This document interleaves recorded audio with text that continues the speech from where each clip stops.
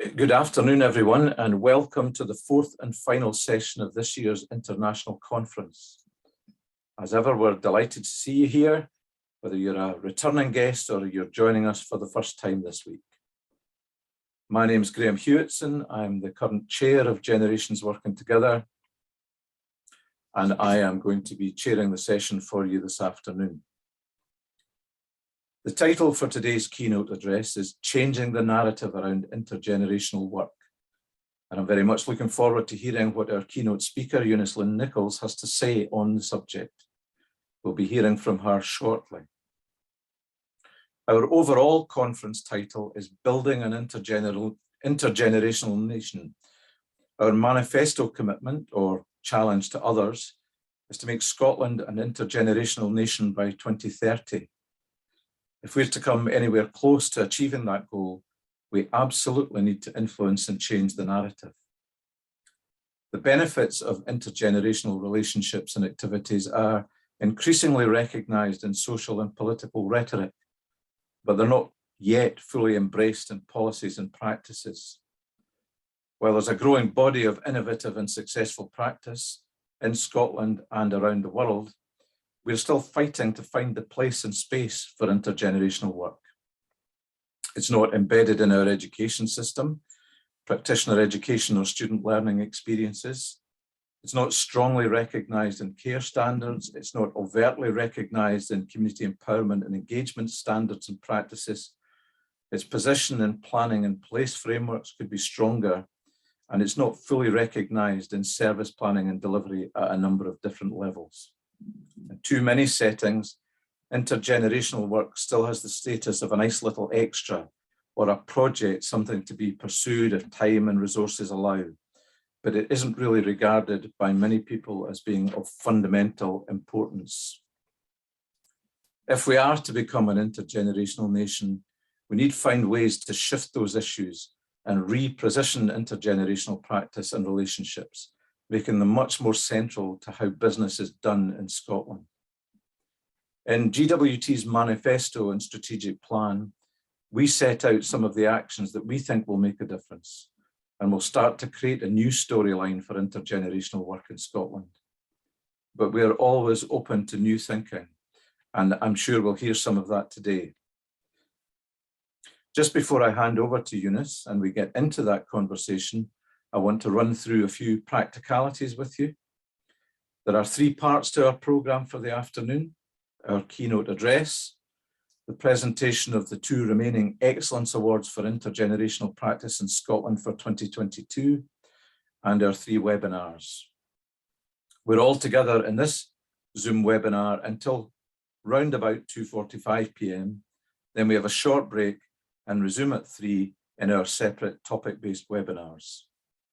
That's going to involve us in jumping over to new meeting links, and I'm sure that many of you are well used to that by now if you've been with us earlier in the week. If not, I'll remind you nearer the time of how we go about that. In this particular webinar, you're all sitting in the background, unseen and unheard, but I really want to emphasize that you can join in, and we'd love you to join in. You can do that in two ways. You can use the chat facility to network and share information, and I see from my screen that many of you have started to do that at the level of introducing yourselves, but please carry on with that. And the other way you can get involved is to use the Q&A function, which should be at the bottom of your Zoom screen. This is the way you can pose questions to Eunice, and we hope to have time to pick up some questions before we move on into presenting the awards. So please get involved, use those facilities to be active participants in this part of the conference when you're not able to speak directly to each other. Right, time now for me to welcome formally and introduce this afternoon's keynote speaker.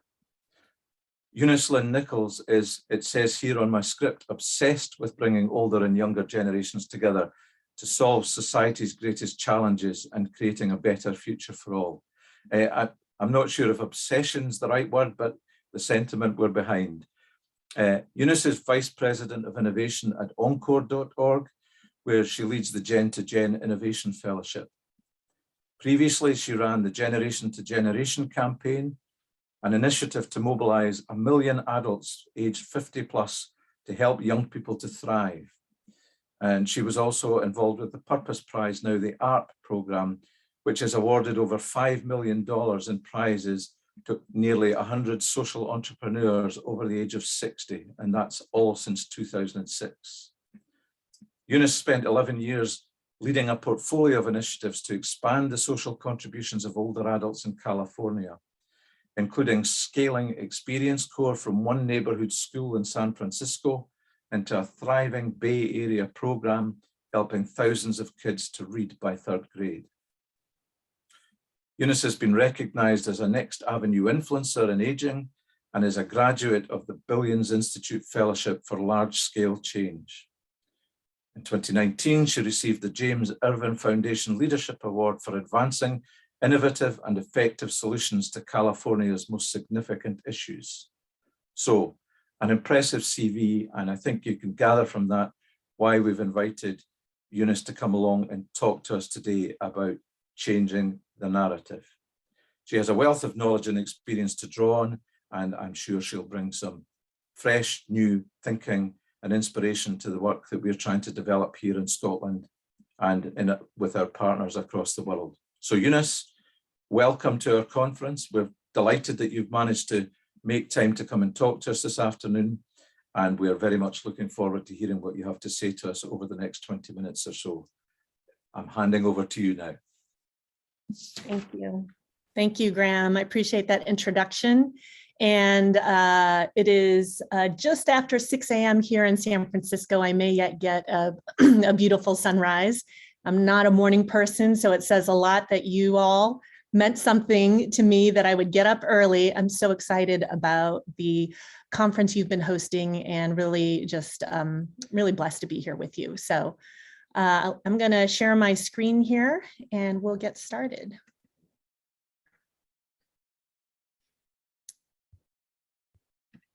So I'm going to start my story 20 years ago on 9/11. I was 26 when the planes hit the Twin Towers, and like so many Americans, I remember every little detail of that day. I was just a few months into my new job running the local chapter of Experience Corps, a program that brings teams of older adults into urban public schools to help kids learn to read by 3rd grade. And my mind went to the volunteer training I had planned for the next day. And one thing I knew for sure was that I should cancel it. So I got on the phone to call one of my volunteers. First up was Joe Friedman. Joe was 76 years old, a total ladies' man, and phenomenal with kids. And when I called him to tell him the plan, he said, you know, Eunice, I'm old enough to have been through tragic times before. This is exactly the time for us to get together because we need each other. So I listened to Joe and I didn't cancel the training. I pulled my group of volunteers together, and it turned out to be such a place of healing for us to talk together, be together, and process what was happening in our country and in our hearts. In that same room, Tess Manalo-Ventresca, a lifelong community activist, told us that she had just learned a member of her family, a firefighter, had died trying to save people at Ground Zero. We ended up crying together, and later that week, I saw the most incredible grace and resilience as Tess helped a classroom of 1st graders fold 1,000 origami cranes of peace to send to a sister school in New York City. For me, Tess and Joe embodied connection and community for those kids. And we all know that kids need that so badly today. I think of all the students I came across during my years running Experience Corps, struggling with reading, self-confidence, isolation, and loneliness. And I think of what it felt like for them to be paired with an Experience Corps tutor, a caring and safe grandma or grandpa who showed up consistently for them week after week, weaving a web of support around every child. But there was something else happening all those years too. Tess and Joe and hundreds of other elders became much more than volunteers to me and my young staff. They were our mentors, colleagues, co-conspirators. They were family. And when I was pregnant with my first child, they threw me my first baby shower because I was living far away from my own family. I had the extraordinary privilege of watching this sort of oddball menagerie of older and younger changemakers become a formidable team to help kids read by 3rd grade. And in the process, they turned institutions into places that felt more like home. So today I want to talk with you about why it's so important and urgent to shift the narrative of zero-sum competition between the generations to one of intergenerational connection and collaboration. At Encore.org, where I work, we've been calling it cogeneration, the power of generations and the power that's generated when older and younger people come together to solve problems, bridge divides, and create the future. My cogenerational experience core team seemed pretty countercultural at the time, but they truly represented our country at its very best, harnessing the wisdom of age and the energy of youth to get things done together. And just as often, we were harnessing the energy of the old and the wisdom of the young. So it really does go both ways. It was this early experience in my 20s that convinced me that cogenerational action, older and younger solving problems together, is one of the most powerful bridges between age, race, culture, and class. It's a chance for young people to develop a different vision for what it means to grow old. And through those formative early experiences, become the kind of older adults who eventually reflexively care for younger generations. Years later, I ended up speaking at both Tess and Joe's funerals. I think of what a privilege it was for me and other young people on my team to work alongside them and countless other older adults who showed us what it looks like to live a life of full engagement to the very end. When I look back at the decade I spent at Experience Core, we definitely got a lot of reading and tutoring done, but I now see what we were actually doing. We were embedding the necessary conditions for love and belonging. We were creating lasting connections across difference, across divides, and launching a new generation of lifelong citizens. One of my personal civic heroes, Eric Liu, recently delivered a civic sermon on how we as a society need to move from degeneration to regeneration and then to cogeneration. He says, cogeneration need not flow along a single axis and single direction of power. It can turn lines into circles of learning and creation from generation to generation. All that to say, this work that we do to bring generations together to take collective action is deeply personal. It exists at the intersection of head and heart, life and legacy. Today, I lead Encore's innovation portfolio, supporting change makers of all ages who are solving problems, bridging divides, and co-creating the future. And together, we're trying to solve two interconnected challenges.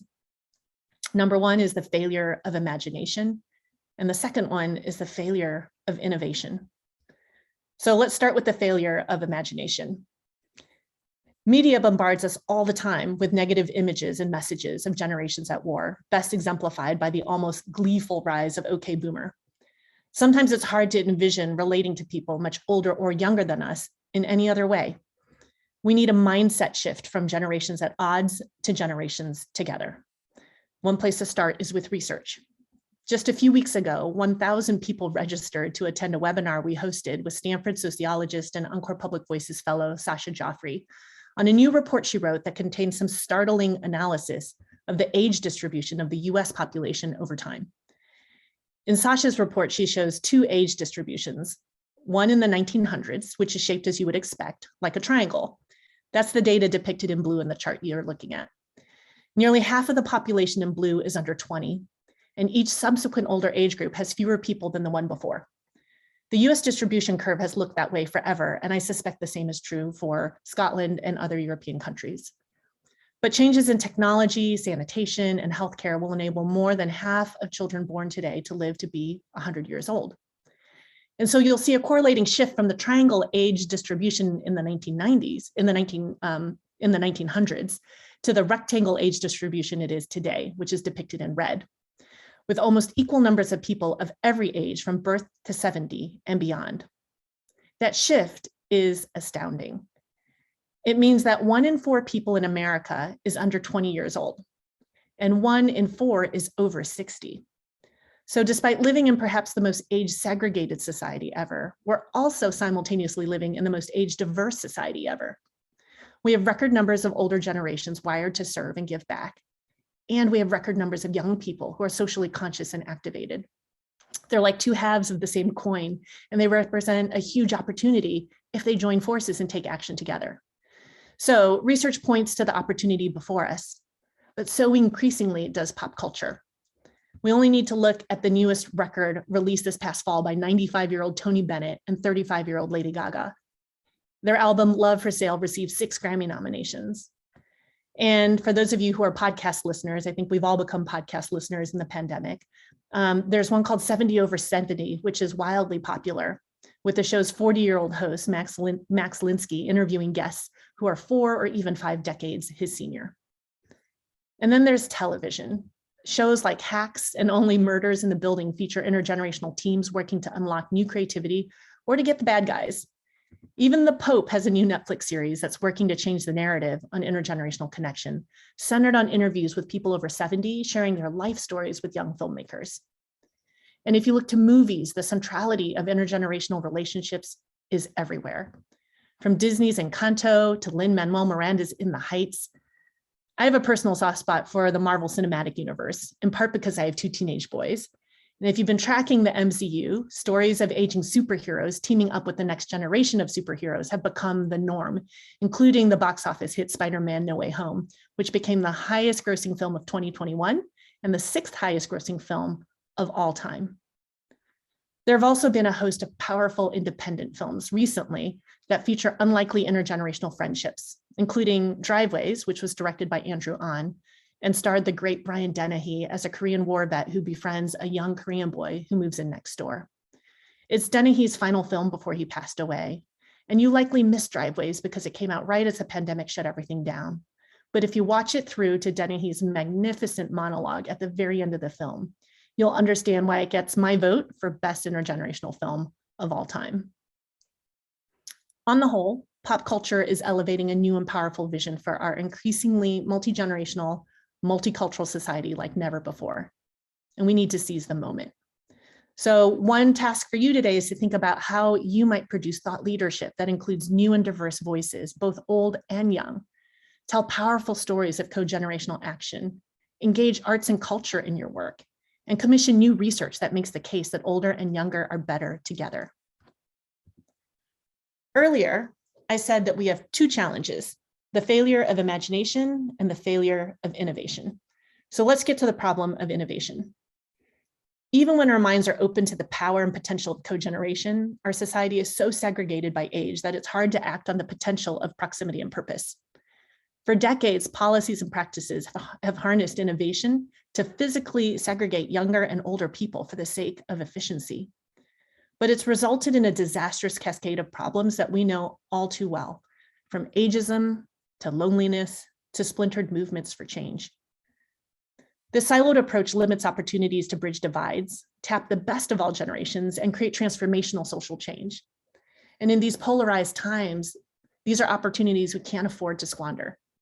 So we need to stimulate new models, both for-profit and nonprofit, and new ways of doing things that influence our society at the systems level.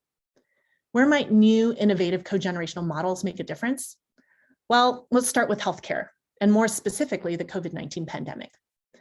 Last year, one of our senators proposed enlisting retired medical professionals to help address COVID-19. A few days later, another policymaker called for a vaccine corps made up of college students and recent graduates. 2 of my colleagues at Encore responded by writing an op-ed in Newsweek calling for an intergenerational vaccine corps. And 2 months later, we launched it through partnerships with 12 federally qualified community health clinics and a federal grant from AmeriCorps Seniors. Altogether, our partnering clinics have administered more than 500,000 vaccines in low-income communities struggling to get equal access to those vaccines. And many of those shots were administered by the 124 older medical volunteers who essentially came out of retirement to join the battle against COVID-19. But those retired doctors and nurses worked alongside an additional 126 younger volunteers who provided non-medical support, like managing patient flow, conducting post-vaccination monitoring, and doing community outreach. Another area ripe for innovation is housing. Whether a for-profit model like Nesterly that's created an online platform to match aging homeowners with a spare bedroom to a young person who's in need of affordable housing, to partnerships between universities and assisted living facilities like Gorman House that offer free or reduced room and board to neighboring college students who are studying music or the arts, and then those students provide weekly art classes and performances for the residents. We've also been tracking efforts to take buildings and land owned by aging religious congregations and repurpose those spaces in ways that bring younger generations into community with elders. One of my favorite stories is from a little over 3 years ago, when 5 spiritually curious but religiously unaffiliated millennials were invited to move into Mercy Center, a convent just a few miles from where I live near San Francisco.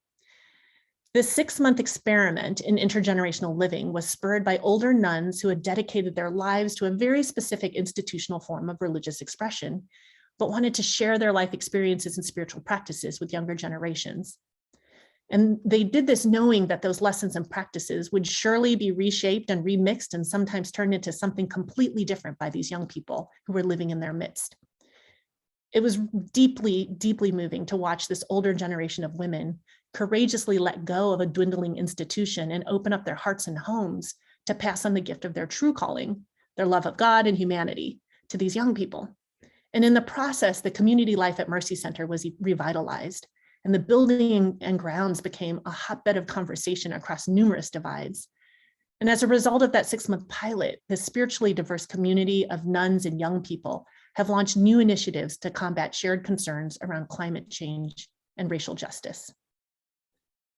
Think what we could accomplish if we could create authentic partnerships that harness old and young across divides in every city, in every country. Last summer, Encore took all the work we're doing and tracking and partnered with the Stanford Social Innovation Review and the Eisner Foundation to publish a 13-part series highlighting lessons social innovators are learning, breakthroughs they're achieving, and the barriers they're encountering as they implement intergenerational solutions in their communities. You can find that series at ssir.org/meeting the multi-generational moment. So undergirding all of this is a big elephant in the room, and that's the lack of investment in the kind of work we do. Despite the heroic efforts of everyone in this virtual room, there's too little leadership, too few dollars, and the dollars that are there are siloed in ways that don't reflect the cross-cutting intersectional work that we do. On the whole, we are a disorganized, disparate, and underfunded field. It's no wonder it's so hard for the incredible innovations that do exist to scale and spread. And that means we need to bring imagination and innovation to our funding models as well. On the for-profit side, we see some glimmers of hope through startups like Papa, a platform that connects older adults with family on demand, essentially young people who provide older adults with companionship and help with everyday tasks. Papa recently raised $60 million in Series C funding led by Tiger Global, and they've raised more than $90 million since inception. We also need to see more robust public and private models. Next Tuesday, I'm excited to say that we're going to be launching our own experiment. It's called the Generation Serving Together Grant, which uses private dollars from foundations to create incentive grants for publicly funded AmeriCorps programs to incentivize them to embed a co-generational approach to service and volunteerism. And we're inspired by new funder collaboratives like the New Pluralists, a collection of 10 funders and 60 nonprofit leaders who are committed to bridging divides. And over the next 10 years, New Pluralist plans to give away $100 million to support the growing field of practitioners, storytellers, researchers, and innovators who are working to foster a culture of pluralism in America. So we need a version of that focused on building the intergenerational field, with funders committed to breaking down philanthropic silos and working together to solve social problems through an intersectional, intergenerational lens. In conclusion, we need to help those around us open their eyes to see the amazing resource represented when older and younger come together. And then we need to feel a fire lit under us to make co-generational collaboration the norm, because how we do the work is as important as what we do. Despite the overwhelming challenges facing our world today, the pandemic, racial reckoning, polarization, and war, every day I'm filled with hope because of people like you, conferences like this one that show we are starting to make headway at a global level, and that we can work together across generational differences to expand both imagination and innovation.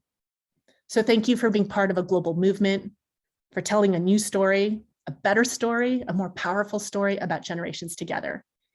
Now more than ever, we need to build a new kind of community, one that cares deeply about each other and is committed to creating a better future for all generations. We have all been young and we're all growing older. So let's make sure we do that together. Thank you.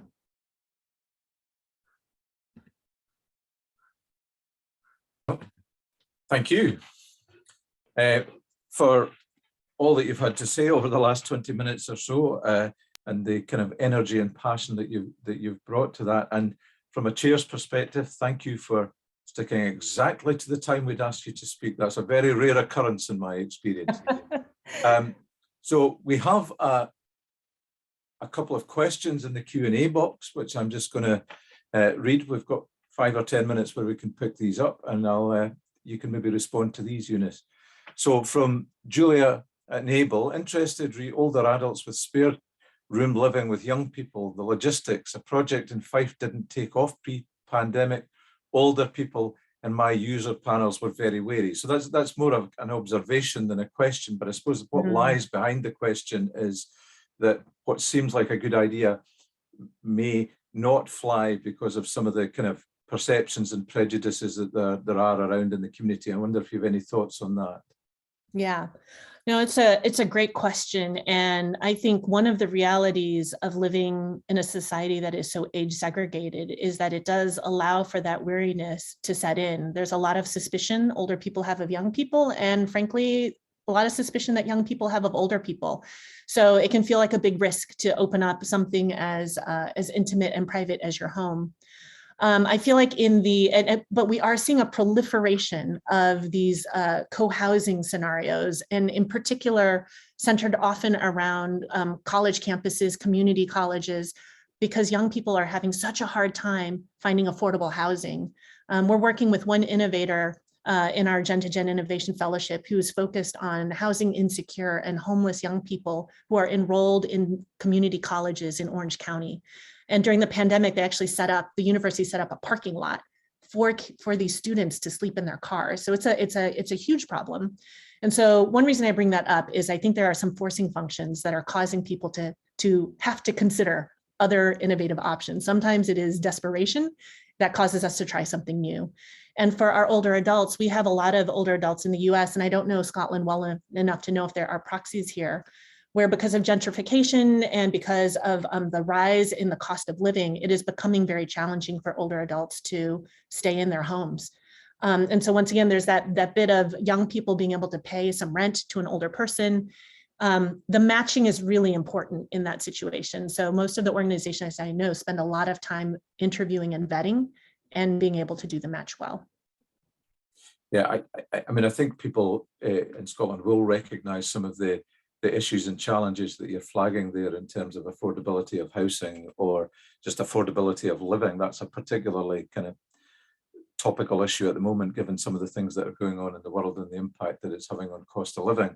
But so yeah, there are parallels there, and I guess we need to be learning from experiences in other places, and we need to accept that challenge to be innovative, and sometimes it is from adversity that innovative solutions come. I will say, Graham, one other quick comment on that. I had one home host who said that she really loved hosting college students because she knew that there would be a term. It wasn't forever. It was, 6 months, a semester, or 2 semesters. And so no matter what happened, there was always this like renewal in the next year. And so that's another reason I think sometimes both the turnover is actually nice and it adds some variety to the relationship. Okay, now next one, this one's from Stephanie Green, who begins by saying, very inspiring talk, thank you. And I'm sure everyone would echo that. But she's asking if you can just expand a little bit on the differences and the similarities between the terminology of co-generational and intergenerational. Yeah, Stephanie, great question. I'm so glad you asked. At Encore, we like to, because half of our work is narrative change, language matters. We used to be called Civic Ventures, and we renamed ourselves Encore over time because we wanted to introduce this concept of an Encore career. There was really no good name for this thing that people did in the second half of life that wasn't their primary career and it wasn't retirement. Right now, we're experimenting with this word co-generational because we've been with intergenerational. It's a very broad term and people use it in all kinds of different ways. I think we think of intergenerational as having a couple components, and one is one directional, older helping youngers or youngers helping olders. And we think of that as like cross-generational, where you're helping across. Co-generational is another type of intergenerational interaction that we're trying to describe as collaborative. It's where older and younger work together their assets on both sides, and then they bring that to solve a collective problem. And I actually think that, as we all know, when there are big differences to bridge, when you work together with somebody, you actually build relationship, you get to know them better. And so sometimes working in tandem is the solution to actually helping the relationships to form. I hope that was helpful, Stephanie.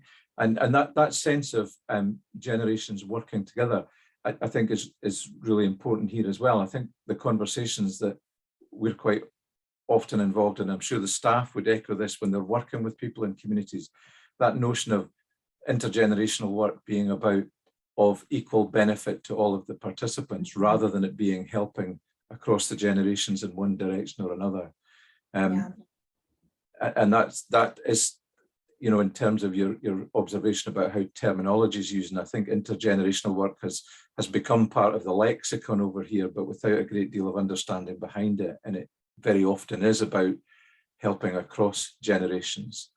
And I suppose another observation I'd make, which might take us to a question, is just that a lot of the work that's happening here that I'm aware of, and I'm certainly not aware of all of it, focuses itself on relationships, or it focuses itself on learning and people sharing knowledge and skills from one generation to another.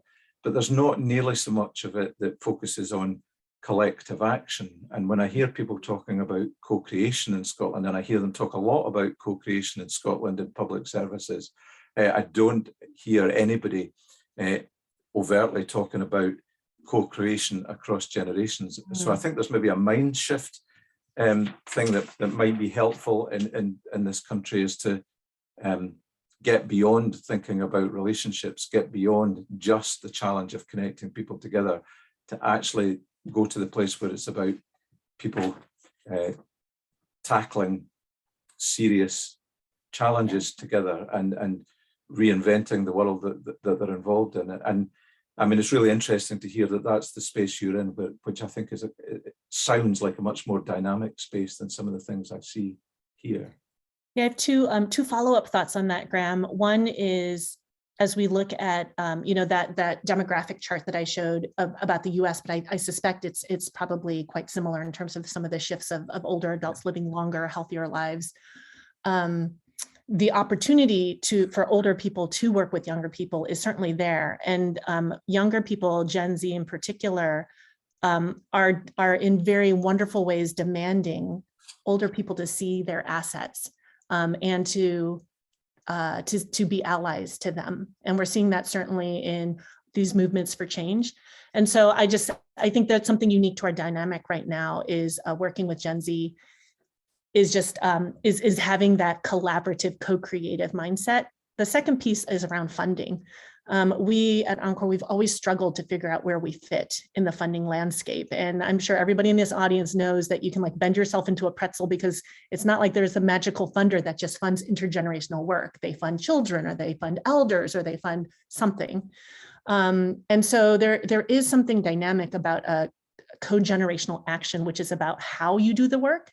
And then the target could be anything. It could be homelessness, it could be social isolation, it could be climate, it could be racial reconciliation. There's a lot of funding out there for those things. And I think we're in a moment, not just in the US, but around the world, where people are caring, like the composition of your team matters.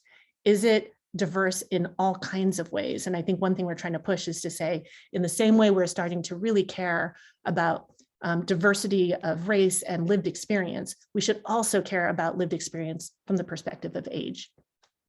Okay, I'm going to try and squeeze in one more question, and apologies to anybody whom I miss here, because there'll be one or two we're not able to pick up, but we have a question from Anna Park, which is, ageism is often referred to as the last major prejudice. So do you think that legislation would help in tackling ageism or exposing it, or do you think it's better just to go on and drive change by example, by doing some of the things that you've been describing, and highlighting the value of all generations and of generations working together? I think there's a reason why Encore divides its work into two equal vectors. imagination and innovation, it's because it's a flywheel in which we need both. I think if we just tell the stories and people get inspired, and then you go look for that intergenerational way to live or to do, and there's nothing there, that's just a story.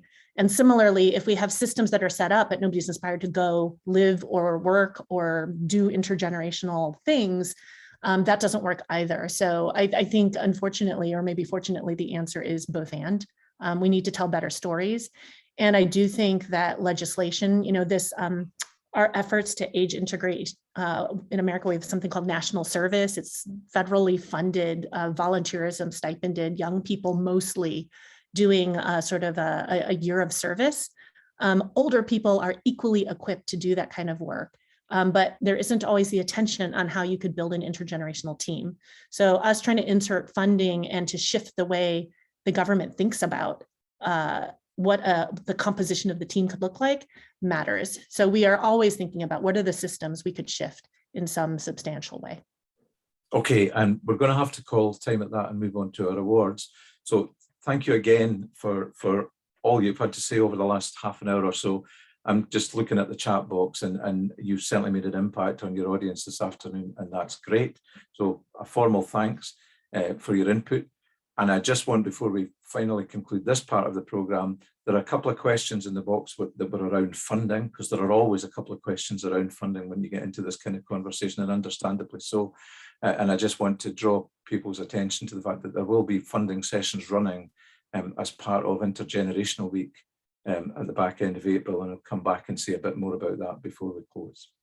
Okay, we need to move on into the next section of our programme, which is to deliver the last of our Excellence Awards for Intergenerational Work for 2022.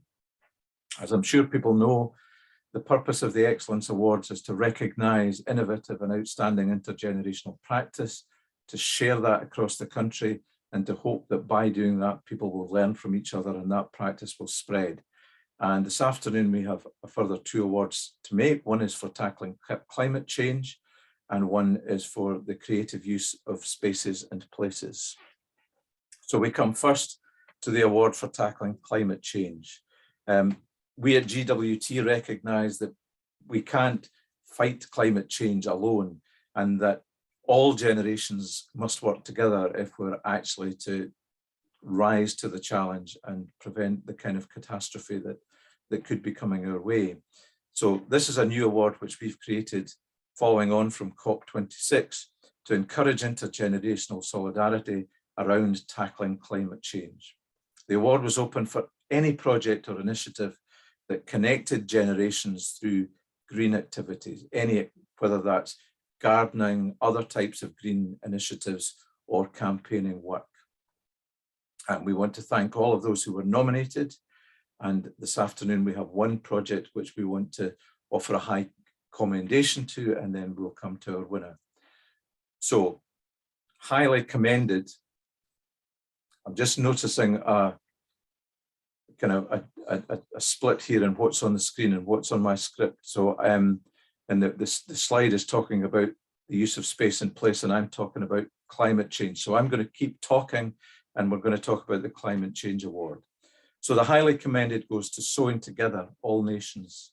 Sewing Together All Nations, Caring, Creating and Connecting is a grassroots community-based project for members of the refugee and asylum seeker community, primarily supporting women who do not speak English and are socially isolated, and it also caters for their families.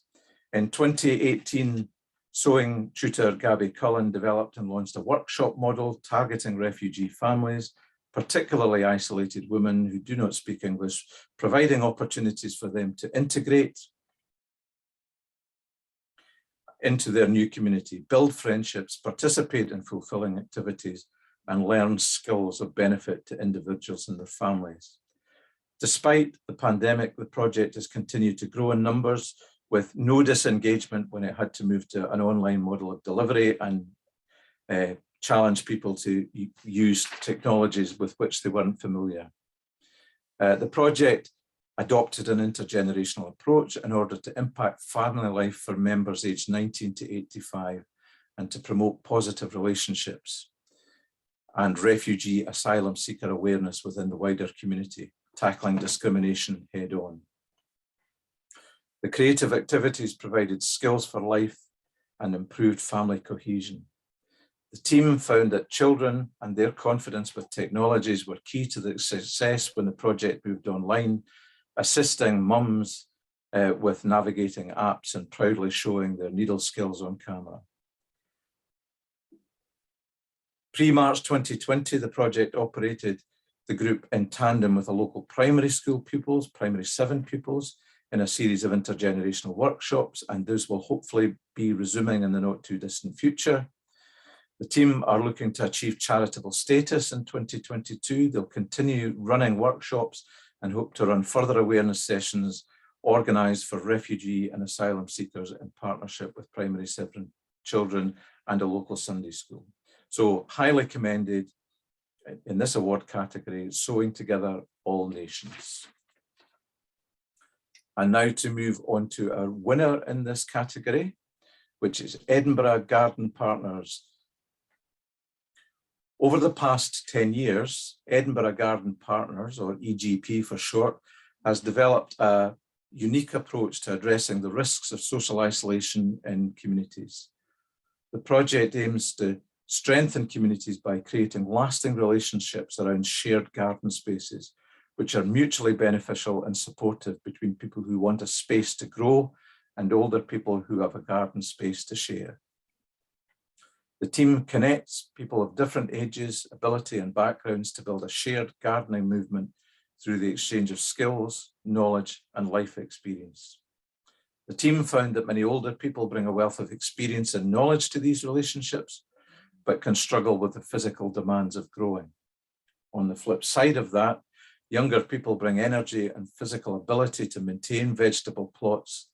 For many younger people living in Edinburgh, having a garden of their own is out of reach financially, and sharing a space with an older person makes gardening accessible to them. For many, the intergenerational aspect of the relationship helps them to feel more settled and connected in their community. It's the kind of relationship which would not have developed without the input of EGP, and which is greatly valued. The project's partnerships convert urban gardens into productive growing spaces, producing organic fruit and vegetables, which are shared between garden owners and volunteers. And the small staff team responsible for the project currently supports 39 partnerships across the city of Edinburgh. And good news, they've secured funding for a further 3 years to continue the support to existing garden partnerships and work towards a target of increasing the number of partnerships by 50%. So there's quite a lot of information about the project, but let's hear what they have to say for themselves. Bella, if we could see that film.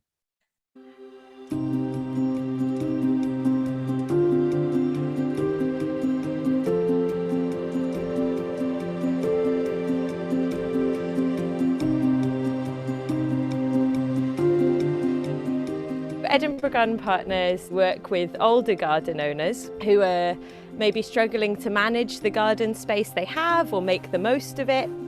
And we match them up with volunteers who are looking for space to grow vegetables.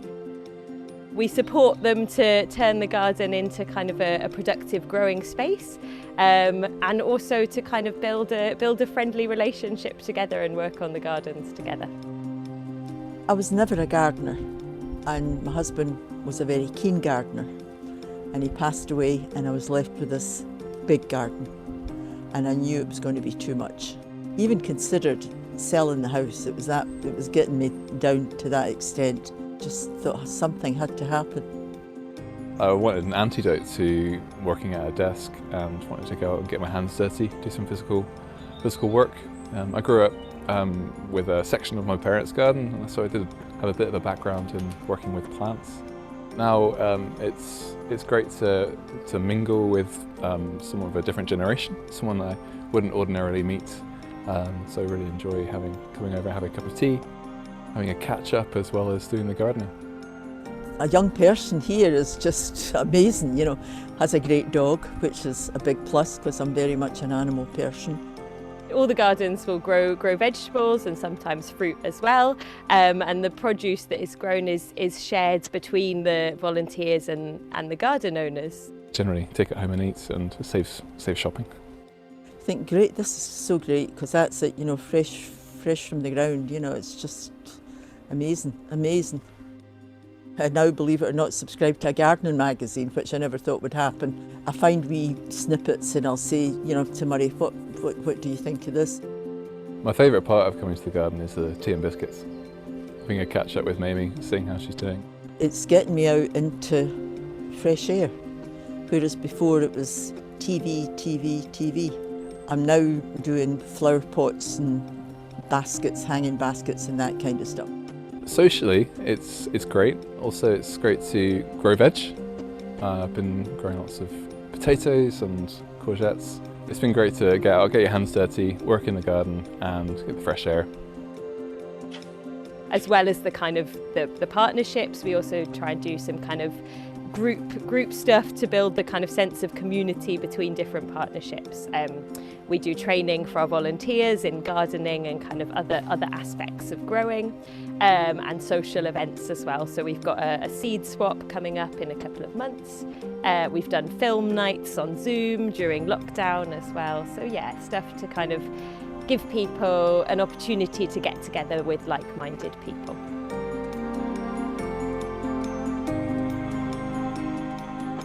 I'm absolutely delighted for them, because I think this is just a phenomenal thing that they're doing. And, you know, just somebody at my age, I never thought that I would ever finish up working in the garden alongside a young, handsome man as well. It's, you know, can't be too bad. I think it's well deserved.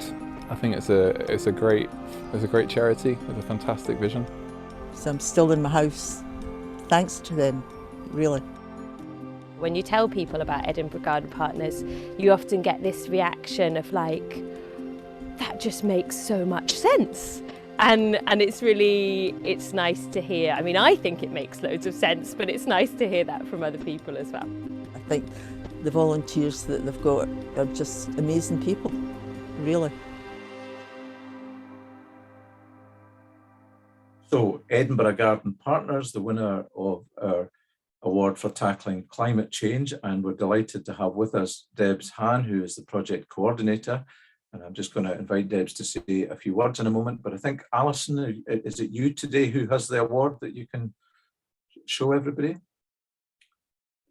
So there's the award that if we were in another time and in a conference venue, we would be presenting. So this is your time for virtual applause as Debs comes online to say a few words in accepting the award. Debs, can I hand over to you for a moment or two?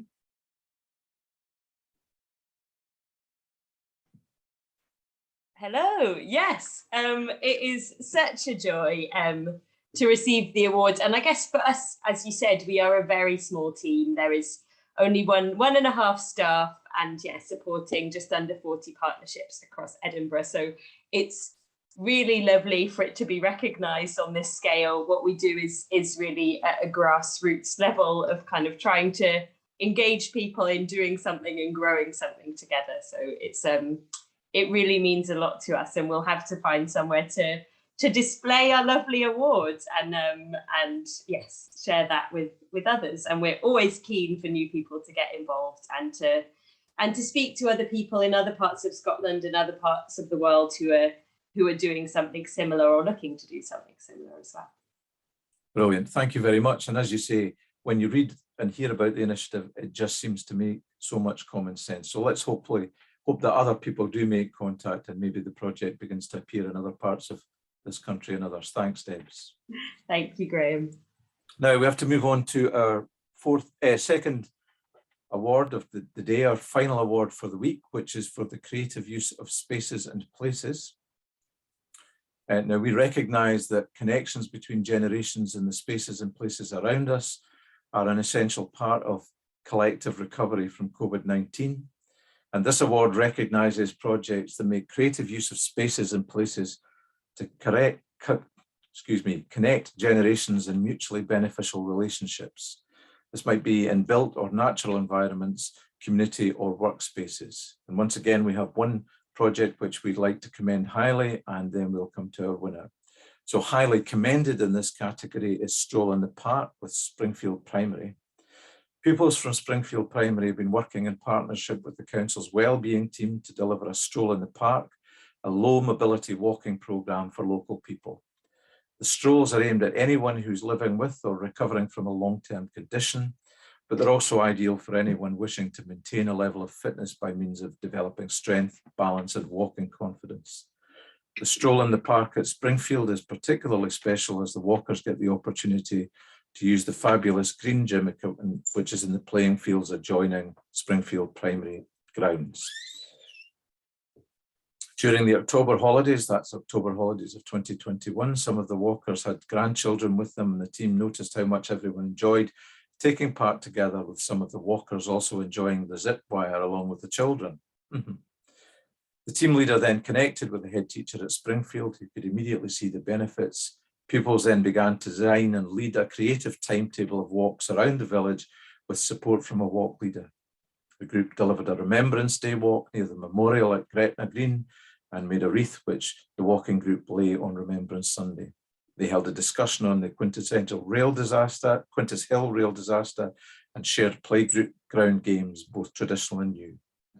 The team are working with the school to continue the programme in 2022, and although some of the pupils who've been involved have now left, there's a new group of pupils coming along with fresh ideas to bring new energy to the project. So, highly commended in this category for the creative use of spaces and places, Stroll in the Park with Springfield Primary. Well done to everyone involved. And finally, our winner in this category is Poetic Pathways. Now, this started out as a creative writing project, working with older adults living independently within sheltered housing, using this as their own creative space. It was a way for them to express their feelings creatively by writing stories and poems about their experiences during lockdown. And the project gave the tenants a renewed sense of pride and purpose as they travelled through uncertain times. By using this creative writing project and changing the concept slightly, it was a brilliant way of the organisation sustaining existing intergenerational work, which they've been involved in for over 8 years. So I'm going to now invite Bellis to show the film, and we'll hear a bit more about Poetic Pathways.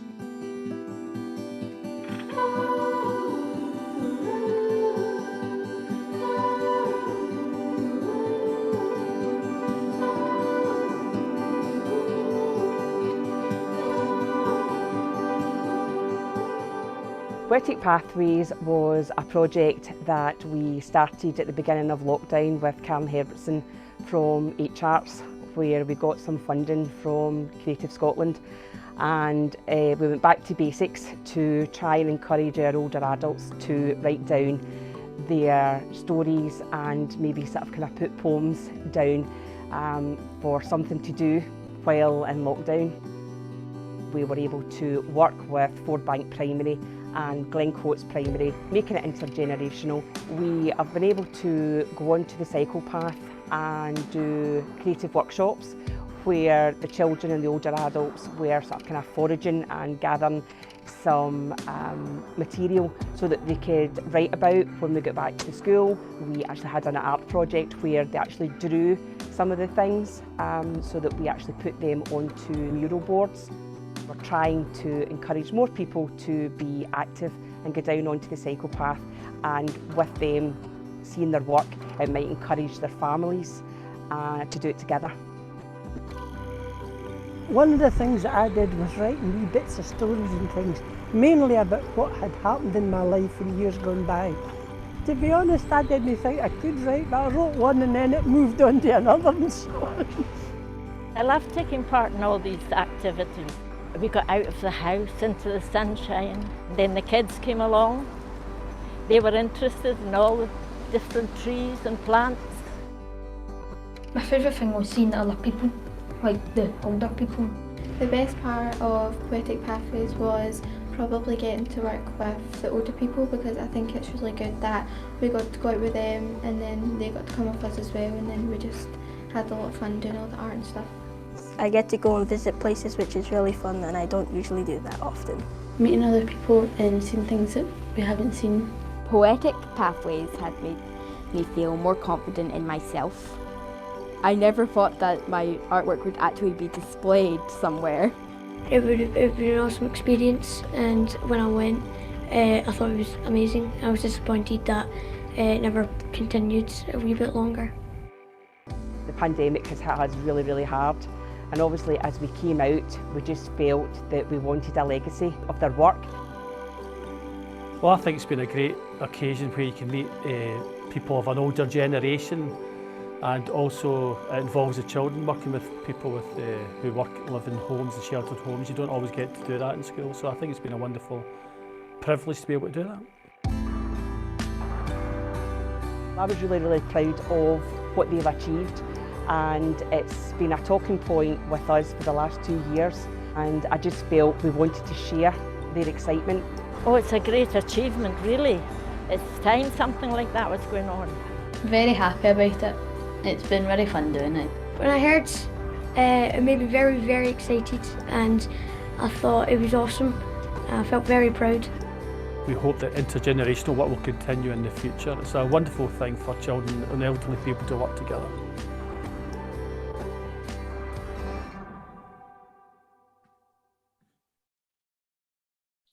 So, Poetic Pathways are winners in the creative use of spaces and places category. And I would just like to invite Sally Logan from the project to join us for a second and perhaps say a few words in accepting the award. Over to you, Sally. What can I say? We're just so proud. I'm just so proud of everybody in this room. So I'm going to literally just turn you around so that they can actually see. Can you see? Everybody cheer.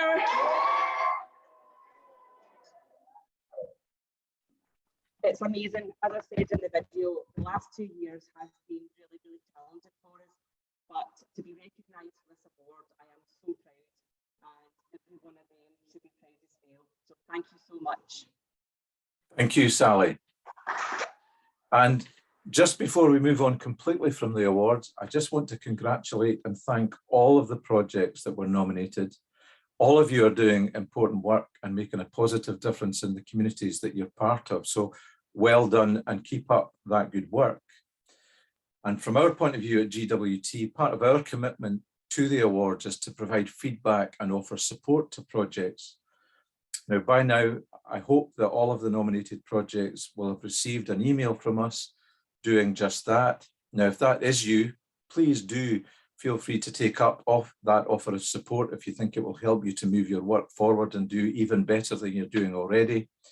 And if you haven't seen that email yet and you know you were nominated, then please contact the team. A couple of other things I want to draw people's attention to just briefly before we move on into the webinars. First is our training, our learning and development opportunities. GWT is now in the really positive position of having a full-time learning and development officer to coordinate and drive forward our work in this area. And we're able to offer a range of online, face-to-face and bespoke learning programs. So if you think they might be of help to you or your organisation, please get applying or make contact with Lorraine George. You can see her details on the screen there and see how we can help you to move your intergenerational practice forward, because that's what we're here to do. My final remark before just moving into the changeover to the webinars is to remind people that Global Intergenerational Week is coming up on the 25th of April to the 1st of May. This is one of the ways in which we, with partners all over the world, are trying to raise the profile of intergenerational work and achieve that change in narrative that we've been thinking about this afternoon. If you pop onto our website, you'll see there's more information there about how you can get involved and resources that will help you to do that. So it would be really great if the 50 or so people who are in this room this afternoon could get engaged with Global Intergenerational Week when it comes around.